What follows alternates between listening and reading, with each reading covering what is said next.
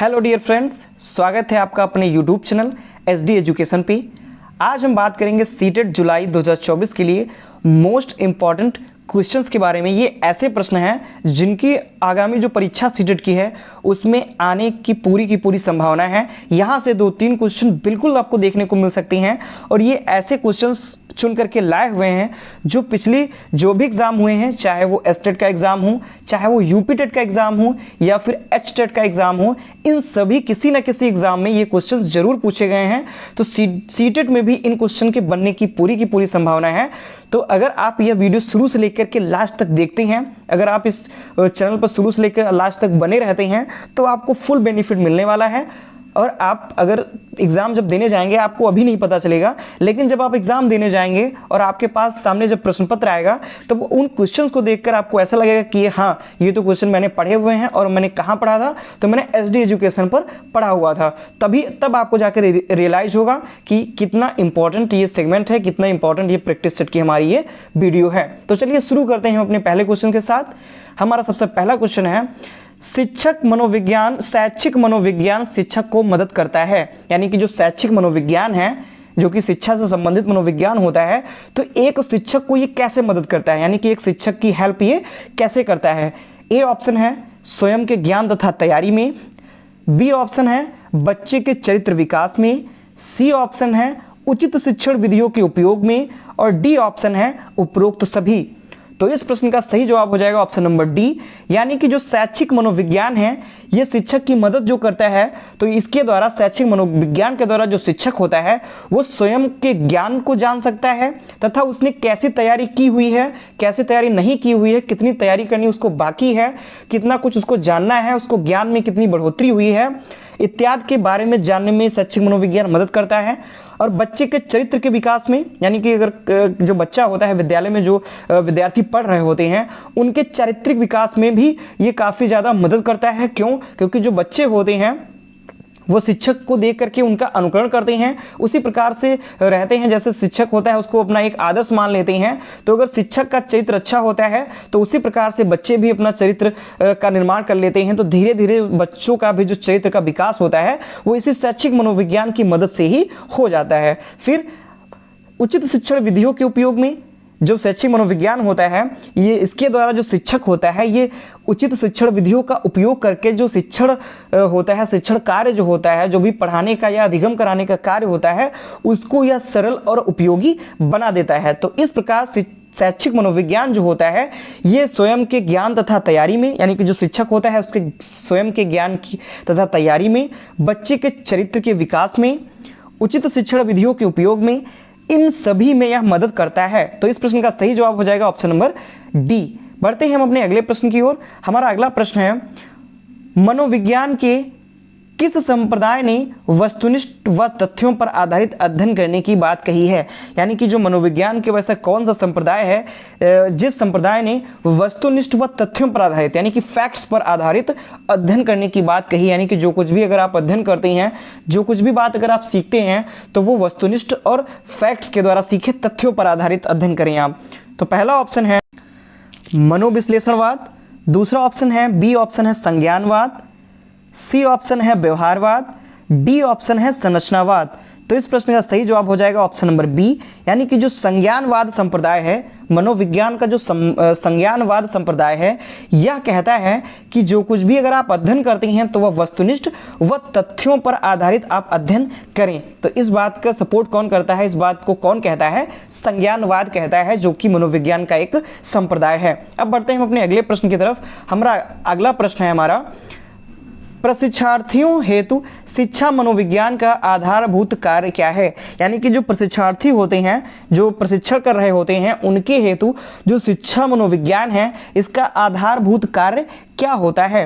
तो A option है कक्षा शिक्षण की युक्ति सीखना, बी ऑप्शन है शिक्षण के विभिन्न पक्षों के प्रति अंतर्दृष्टि पैदा करना, सी ऑप्शन है छात्रों की समस्याओं, व्यवहार एवं आवश्यकता के प्रति अंतर्भूत विकसित करना, यानी कि अंतरसूझ विकसित करना, यहाँ पे अंतरसूझ होगा, अंतरसूझ विकसित करना, और डी ऑप्शन है शिक्षण प्रक्रिया के मूल्यांकन के लिए अनुसंधान डिजाइन तैयार करना। तो इस प्रश्न का सही जवाब हो जाएगा ऑप्शन नंबर सी, यानी कि छात्रों की समस्याओं, व्यवहार एवं आवश्यकता के प्रति अंतर सूझ विकसित करना, यानी कि जो प्रशिक्षणार्थी होते हैं उनके द्वारा जो शिक्षा मनोविज्ञान होता है ये क्या कार्य करता है, जो भी छात्रों की समस्याएं होती हैं, जो भी छात्र व्यवहार कर रहे होते हैं और छात्रों की कौन कौन सी मूलभूत आवश्यकताएं होती हैं, इन सभी के प्रति अंतर सूझ विकसित करता है, इन सभी के प्रति हमको जानकारी प्रदान करता है जो शिक्षा मनोविज्ञान होता है। बढ़ते हैं अपने अगले प्रश्न की ओर। हमारा अगला प्रश्न है, निम्नलिखित में से कौन सा शैक्षिक मनोविज्ञान का क्षेत्र नहीं है, यानी कि ऐसा कौन सा पॉइंट है जो शैक्षिक मनोविज्ञान का क्षेत्र नहीं है। ए ऑप्शन है व्यक्तिगत समानताएं, बी ऑप्शन है मूल्यांकन, सी ऑप्शन है पाठ्यक्रम का निर्माण और डी ऑप्शन है अधिगम। तो इस प्रश्न का सही जवाब हो जाएगा ऑप्शन नंबर ए, यानी कि जो व्यक्तिगत समानताएं होती हैं, व्यक्तिगत समानताओं का मतलब जो भी विभिन्न प्रकार के जो व्यक्ति होते हैं उन व्यक्तियों में जो समानताएं पाई जाती हैं, जो एक दूसरे में समानताएं होती हैं।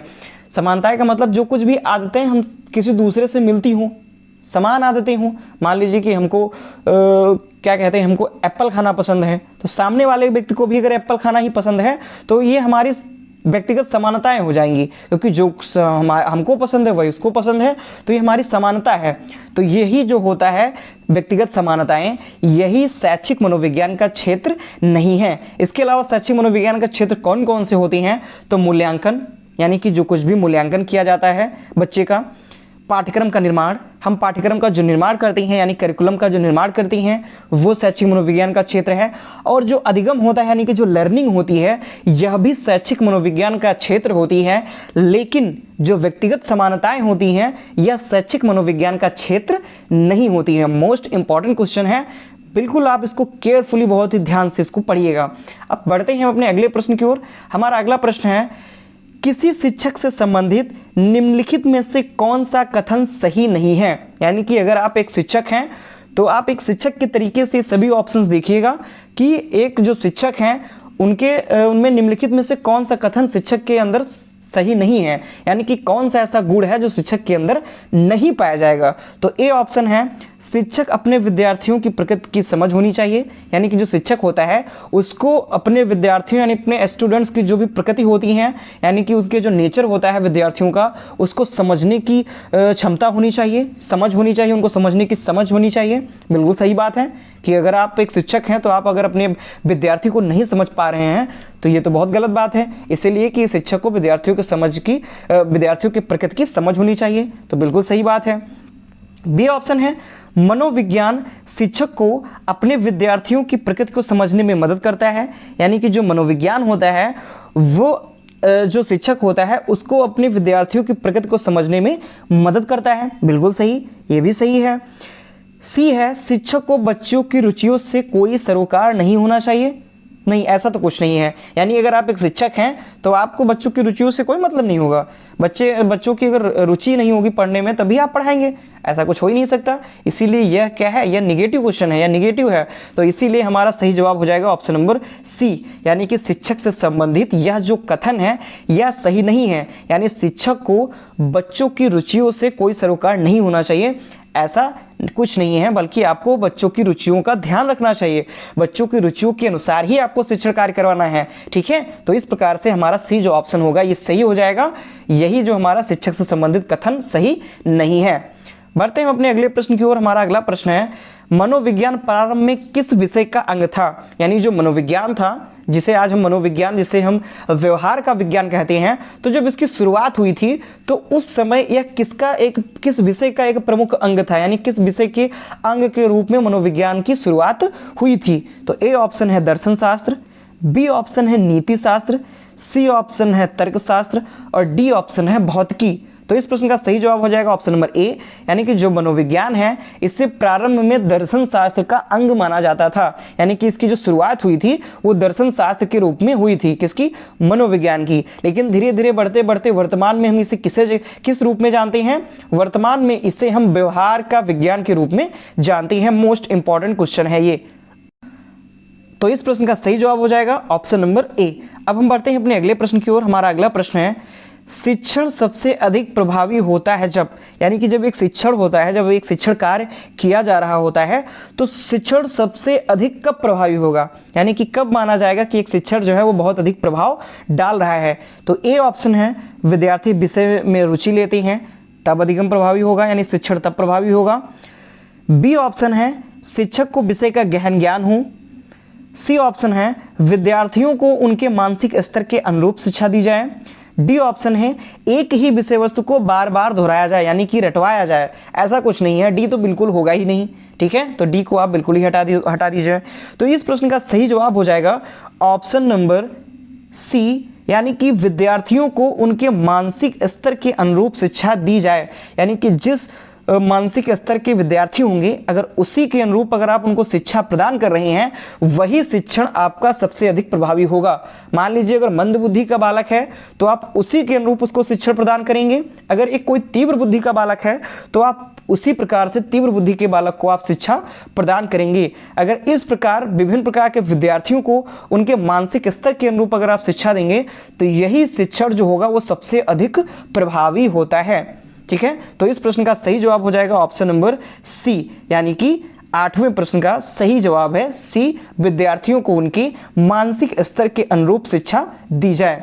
बढ़ते हैं हम अपने अगले प्रश्न की ओर। हमारा अगला प्रश्न है निम्नलिखित में से किस क्षेत्र में एनसीईआरटी मनोविज्ञान का प्रयोग कर रहा है, यानी कि ऐसा कौन सा क्षेत्र है जिसमें जो मनोविज्ञान है वो एनसीईआरटी का प्रयोग करता है। तो ए ऑप्शन है पाठ्य पुस्तकों का निर्माण करने में। बी ऑप्शन है विद्यालय का संगठन यानी विद्यालय का ऑर्गेनाइज करने में। सी ऑप्शन है विषय निर्धारण करने में।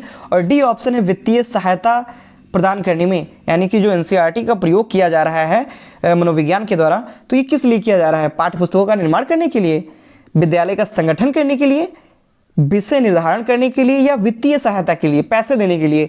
नहीं, ऐसा तो कुछ है नहीं। तो इस प्रश्न का सही जवाब हो जाएगा ऑप्शन नंबर ए, यानी कि एनसीईआरटी का जो मनोविज्ञान प्रयोग कर रहा है ये पाठ्य पुस्तकों का निर्माण करने के लिए कर रहा है। तो इस प्रश्न का सही जवाब हो जाएगा ऑप्शन नंबर ए।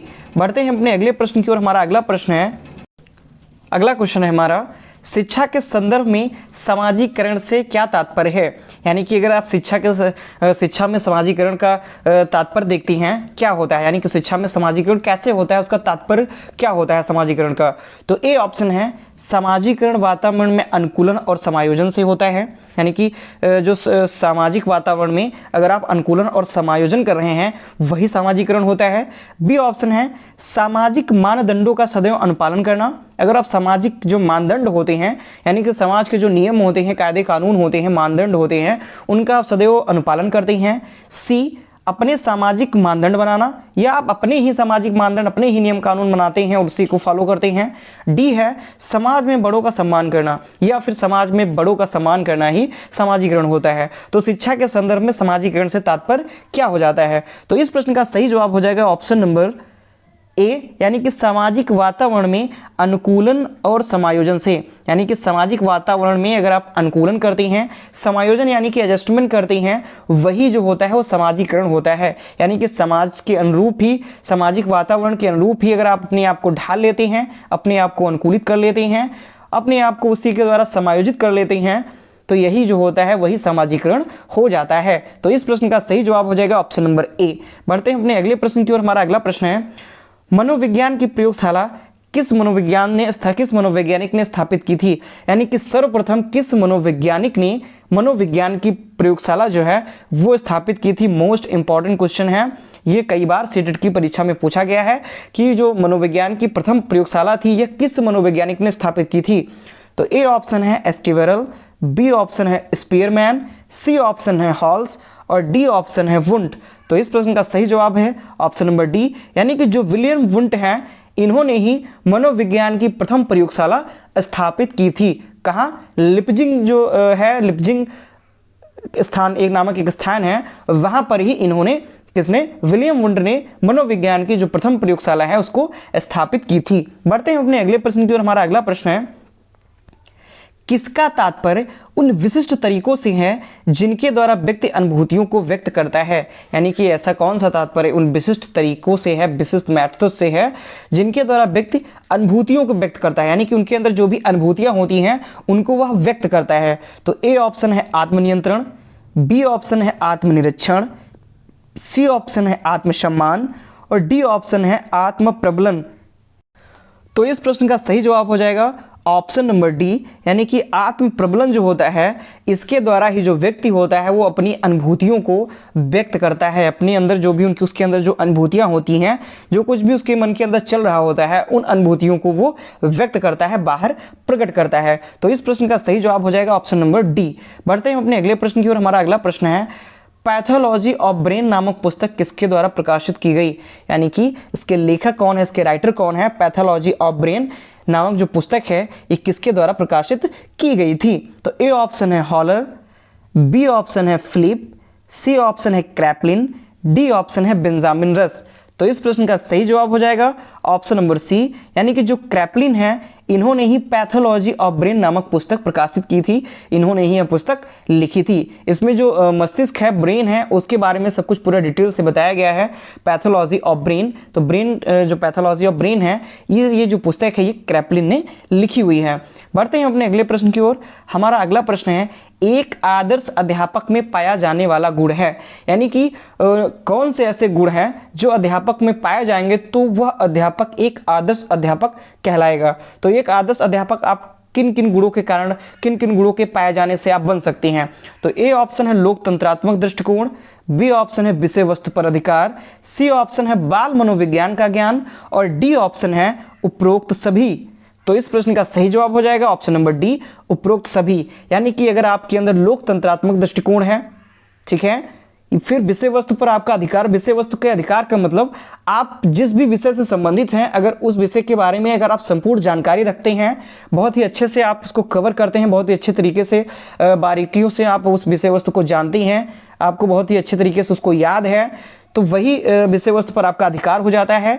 और बाल मनोविज्ञान का अगर आपको ज्ञान है, यानी कि जो चाइल्ड साइकोलॉजी है, बाल मनोविज्ञान है, अगर इसके बारे में अगर आपको अच्छे से जानकारी है तो आप एक आदर्श अध्यापक कहे जाते हैं। और यही सब जो गुण होते हैं वो आपको एक आदर्श अध्यापक बनाता है। क्योंकि अगर आपके अंदर बाल मनोविज्ञान नहीं होगा, तो बाल मनोविज्ञान का ज्ञान ही अगर आपको नहीं होगा तो आप जिस भी बालक को पढ़ा रहे हैं तो उसकी रुचियों के बारे में, उसके तरीकों के बारे में, उसके पढ़ने के बारे में इत्यादि किसी भी बारे में आप जान नहीं पाएंगे, तो आप एक अच्छे तरीके से शिक्षण कार्य नहीं कर सकते हैं। और अगर विषय वस्तु पर आपका अधिकार नहीं है तो आप जो कुछ भी मतलब शिक्षण कार्य कराने जाएंगे तो आप ठीक ढंग से उसको प्रदर्शित नहीं कर पाएंगे, ठीक ढंग से आप उसको समझा नहीं पाएंगे। और लोकतंत्रात्मक दृष्टिकोण अगर आपके अंदर नहीं है तब भी आप एक आदर्श अध्यापक नहीं कहे जा सकते। तो इस प्रकार अगर एक आदर्श अध्यापक है तो उसके अंदर लोकतंत्रात्मक दृष्टिकोण, विषय वस्तु पर अधिकार, बाल मनोविज्ञान, इन सभी गुणों का पाया जाना होता है। बढ़ते हैं अपने अंतिम प्रश्न की ओर। हमारा लास्ट क्वेश्चन है शिक्षा की प्रक्रिया के अंग होते हैं, यानी कि जो शिक्षा होती है उसकी प्रक्रिया के कौन से अंग होते हैं। तो ए ऑप्शन है शिक्षक, बी ऑप्शन है शिक्षार्थी और डी ऑप्शन है पाठ्यक्रम और फोर्थ ऑप्शन यानी डी ऑप्शन नहीं, सी ऑप्शन है पाठ्यक्रम और डी ऑप्शन है ये सभी। तो इस प्रश्न का सही जवाब हो जाएगा ऑप्शन नंबर डी, यानी कि शिक्षा के प्रक्रिया के जो अंग होती हैं उसमें शिक्षक, शिक्षार्थी और पाठ्यक्रम ये तीनों आ जाती हैं। इसीलिए शिक्षण की जो प्रक्रिया होती है उसको त्रिध्रुवीय प्रक्रिया भी कहते हैं। त्रिध्रुवीय प्रक्रिया के अंतर्गत शिक्षक भी आता है क्योंकि शिक्षक शिक्षण कार्य कराएगा, पाठ्यक्रम आएगा, इसी पाठ्यक्रम के माध्यम से ही शिक्षण कार्य किया जाएगा और शिक्षार्थी आएंगे जिनको शिक्षण कार्य प्रदान किया जाएगा। तो इस प्रकार शिक्षा की प्रक्रिया के ये तीन अंग हो जाते हैं, शिक्षक, शिक्षार्थी और पाठ्यक्रम, जिस कारण से शिक्षण को त्रिध्रुवीय प्रक्रिया भी कहा जाता है। तो ये थे बहुत ही मोस्ट इंपॉर्टेंट सीटेट के प्रश्न जो कि आगामी परीक्षा में पूछे जाने की पूरी संभावना है। और अगर आप पूरी वीडियो देखते हैं तो आपके 2 से 3 नंबर बिल्कुल बनने वाले हैं। तो अगर आपको हमारी यह वीडियो पसंद आई है तो प्लीज़ वीडियो को लाइक करें, अपने दोस्तों के साथ अधिक से अधिक शेयर करें और हमारे चैनल को सब्सक्राइब भी करें। धन्यवाद।